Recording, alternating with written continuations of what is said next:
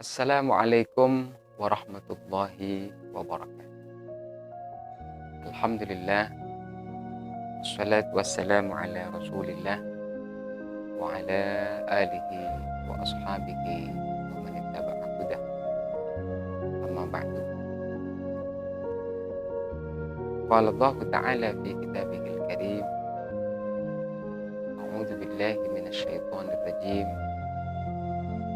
Bismillahirrahmanirrahim. Ya ayyuhalladzina amanu kutiba alaikumus shiyamu kama kutiba alal ladzina min qablikum la'allakum tattaqun.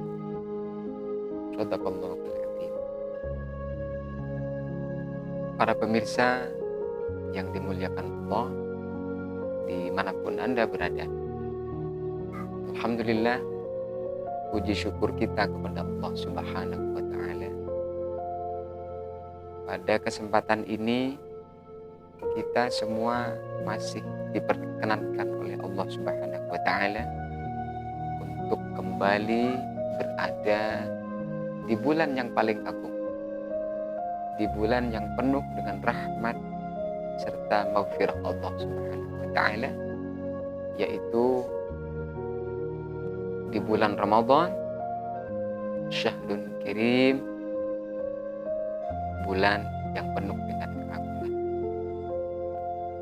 Para pemirsa rahimakumullah,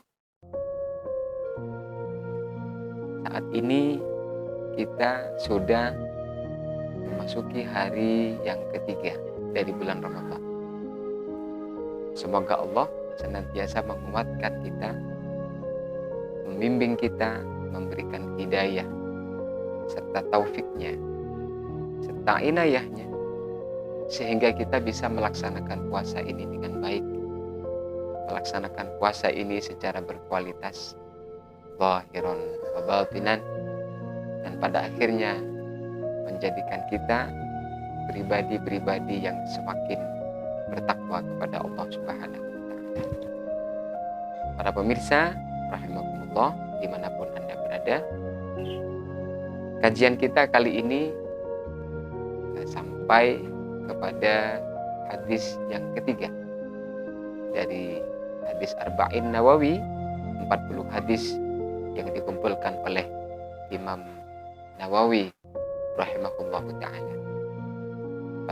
Para pemirsa rahimakumullah, hadis yang ketiga ini diriwayatkan oleh Abi Abdurrahman Abdullah bin Umar ibn Khattab radhiyallahu anhuma. Diriwayatkan dari Abdullah bin Umar, sahabat Abdullah bin Umar, sami'tu Rasulullah sallallahu alaihi wasallam qala, bunyal islamu ala khamsin, syahadatu an la ilaha illallah wa anna muhammadan abduhu wa rasuluh, wa iqamis salah, wa ita'iz zakah, wa hajjal baiti, wa sawmi ramadan, atau kama qala Nabi sallallahu alaihi wasallam, rawahul Bukhari wa Muslim, muttafaq alaih. Para pemirsa dimanapun Anda berada, kurang lebih arti dari hadis yang kami bacakan, bahwa Abdullah bin Umar, sahabat Abdullah bin Umar, mendengar Rasulullah sallallahu alaihi wasallam bersabda bahwa Islam itu dibangun atas 5 fondasi besar, atau dibangun atas 5 pilar besar. Yang pertama, syahadatu an la ilaha illallah wa anna Muhammadan abduhu wa rasuluh. Bersyahadat, memberikan persaksian bahwa tidak ada Tuhan selain Allah, dan juga bersaksi bahwa Nabi Muhammad SAW merupakan hamba Allah dan juga utusan. Para pemirsa yang dirahmati Allah, ini kunci dari pilar agama, dari 5 pilar agama yang disebutkan oleh Rasulullah SAW. Karena jika tidak ada pilar ini, tidak ada pilar kunci ini, maka yang lain menjadi tidak berarti. Maka inilah pilar yang pertama, dan ini juga menjadi pilar kunci, menjadi pilar yang paling utama, yaitu memberikan persaksian kita, bersyahadat la ilaha illallah Muhammadur Rasulullah, tidak ada Tuhan selain Allah, dan Nabi Muhammad adalah utusan Allah Subhanahu wa ta'ala. Kemudian yang kedua, wa iqamis shalah, dan menegakkan sholat. Bahasa di sini tidak hanya sekedar melaksanakan sholat, tetapi Rasulullah SAW menyatakan wa iqamis shalah, dan dirikanlah sholat itu. Di dalam Al-Quran banyak ayat-ayat yang memerintahkan hal ini. Aqimis sholata liduluki syamsi ila ghasaqil laili wa qur'anal fajr. Inna qur'anal fajri kana mashhuda.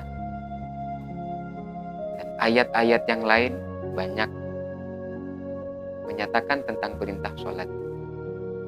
Aqimis sholat, inna sholata tanha 'anil fahsya'i wal munkar, dan lain sebagainya, dan yang lain sebagainya. Menunjukkan bahwa betapa perintah ini menjadi pilar yang kedua. Ini menjadi perintah penting. Ini menjadi interaksi kita dengan Allah Subhanahu wa ta'ala. Setelah kita memberikan persaksian tentang tidak ada Tuhan selain Allah, maka untuk berikutnya, interaksi kita dengan Allah, cara komunikasi kita dengan Allah, yaitu dengan sholat. Dalam hal ini, sholat yang diwajibkan adalah 5 waktu, sebagaimana yang kita ketahui, mulai dari subuh sampai sholat isya. Ini merupakan pilar yang kedua, sholat. Dan sholat juga yang menjadi kekuatan kita, menjadi power untuk supaya kita tercegah dari perbuatan yang buruk, dari perbuatan yang keji, dan perbuatan yang munkar. Sebagaimana firman Allah, inna sholata tanha 'anil fahsya'i wal munkar, bahwa sholat yang dilakukan dengan baik dan benar ini menjadi kekuatan tersendiri untuk mencegah dari perbuatan buruk, perbuatan yang keji, dan perbuatan yang munkar. Para pemirsa yang berbahagia, kemudian pilar yang ketiga yaitu wa ita'iz zakah, dan membayarkan zakat. Ini juga merupakan perintah Allah Subhanahu wa ta'ala. Setidak-tidaknya perintah ini dilakukan ketika bulan Ramadan bagi orang yang mampu, atau yang kita kenal dengan zakat fitrah. Lalu kemudian dikenal juga ada zakat mal, zakat dari harta atau perbendaharaan keduniaan kita. Maka ini wajib kita keluarkan, karena apa-apa yang menjadi milik kita sejatinya bukan seutuhnya milik kita, tetapi ada sebagian yang dititipkan Allah yang sebenarnya adalah milik orang lain. Maka inilah yang kemudian menjadi kewajiban bagi kita untuk mengeluarkan sebagian harta kita, dan hal ini yang kemudian disebut dengan zakat. Perintah Allah di dalam Al-Quran dan juga sabda Rasulullah SAW sangat banyak terkait dengan perintah zakat ini, dan ini menunjukkan bagaimana interaksi kita dengan sesama, empati kita dengan sesama memiliki tempat yang besar di dalam agama kita. Salah satunya diwujudkan dalam zakat ini, kewajiban zakat. Para pemirsa yang berbahagia, kemudian yang berikutnya yaitu wahajjal baiti, melaksanakan haji ke Baitullah, ke Haramain. Dan ini man istata'a ilaihi sabila, bagi orang yang mampu untuk melaksanakan ibadah tersebut, baik mampu secara finance, mampu secara keuangan, baik mampu secara kesehatan, dari sisi transportasi dan sebagainya, maka merekalah yang berkewajiban untuk melaksanakan ibadah haji. Hal ini tidak berlaku bagi yang tidak mampu, tetapi bagi yang mampu wajib untuk melaksanakan ibadah haji ini menapaktilasi apa yang telah dikerjakan oleh Nabiullah Ibrahim alaihissalam, Nabiullah Ismail, dan kemudian diwajibkan pada Nabi Muhammad Shallallahu Alaihi Wasallam dan umatnya yang memiliki kemampuan untuk melaksanakan ibadah haji tersebut. Kemudian yang terakhir yang menjadi pilar dari Islam ini yaitu shaumi Ramadan, dan melaksanakan perintah puasa Ramadan.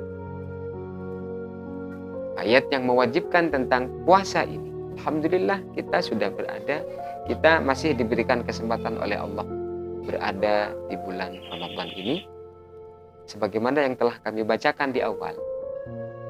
Di surah Al-Baqarah Allah berfirman, ya ayyuhalladzina amanu kutiba alaikumus shiyam kama kutiba alal ladzina min qablikum la'allakum tattaqun.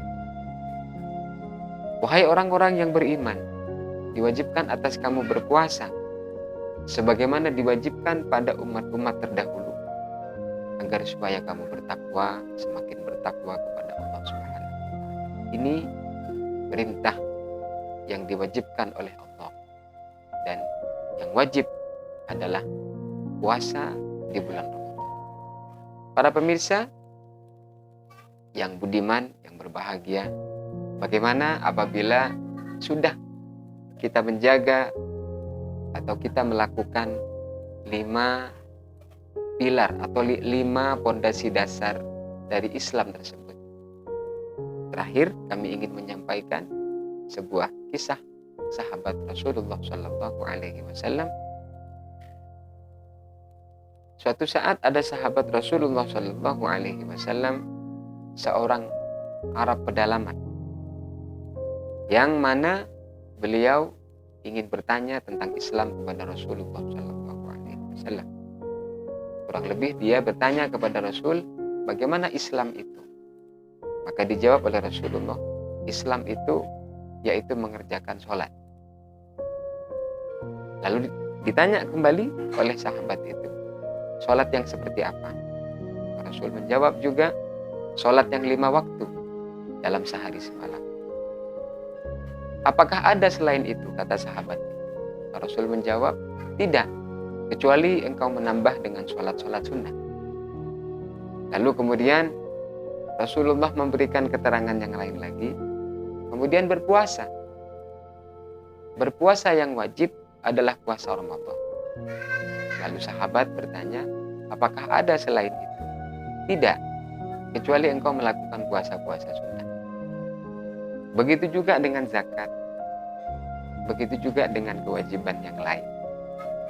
Lalu sahabat ini menyatakan kepada Rasulullah SAW, wallahi la azidu hada wala anqusu minhu. Kurang lebih, demi Allah ya Rasul, aku tidak akan menambah hal itu dan juga tidak akan menguranginya. Aku tidak akan menambah kecuali akan melakukan hal-hal yang wajib saja. Dan aku tidak akan mengurangi dari jumlah atau dari ketetapan yang sudah Engkau berikan. Para pemirsa yang dirahmati Allah, maka bagaimana jawaban Rasul ketika sahabat ini memberikan pernyataan seperti itu? Rasulullah Shallallahu Alaihi Wasallam memberikan jawaban, aflaha in sadaqah. Atau dalam hadis yang lain, dakhalal jannah in sadaqah. Maka sungguh beruntung orang tersebut apabila dia benar dalam pernyataannya. Maka sungguh dia akan masuk surga apabila dia benar dalam pernyataannya. Pernyataan yang seperti apa? Pernyataan yang akan melaksanakan kewajiban saja, tidak akan menambah dan tidak akan mengurangi. Para pemirsa yang berbahagia, maka inilah apabila kita menjaga hal-hal yang wajib, pilar agama ini, 5 pilar agama, maka kita dijamin akan menjadi orang yang beruntung, menjadi golongan yang beruntung, dan menjadi golongan yang akan masuk surga, memperoleh ridho Allah Subhanahu wa Ta'ala. Sebenarnya agama kita ini tidak mempersulit, tetapi ada kalanya kita dipersulit oleh kebiasaan umat, kita dipersulit oleh perbedaan-perbedaan kecil yang sifatnya sunnah. Padahal yang wajib apabila kita laksanakan dengan sebaik-baiknya, maka hal ini akan mengantarkan kita kepada keridhaan Allah, akan mengantarkan kita kepada keberuntungan dan mengantarkan kita kepada surganya Allah Subhanahu wa Ta'ala. Semoga kita menjadi hamba-hamba yang tergolong dalam golongan hamba-hambanya yang beruntung dan masuk surga tersebut memperoleh ridho Allah Subhanahu wa Ta'ala. Amin amin ya rabbal alamin. Hadanallahu wa iyyakum ajma'in. Wallahul muwaffiq ila aqwamit thariq. Assalamualaikum warahmatullahi wabarakatuh.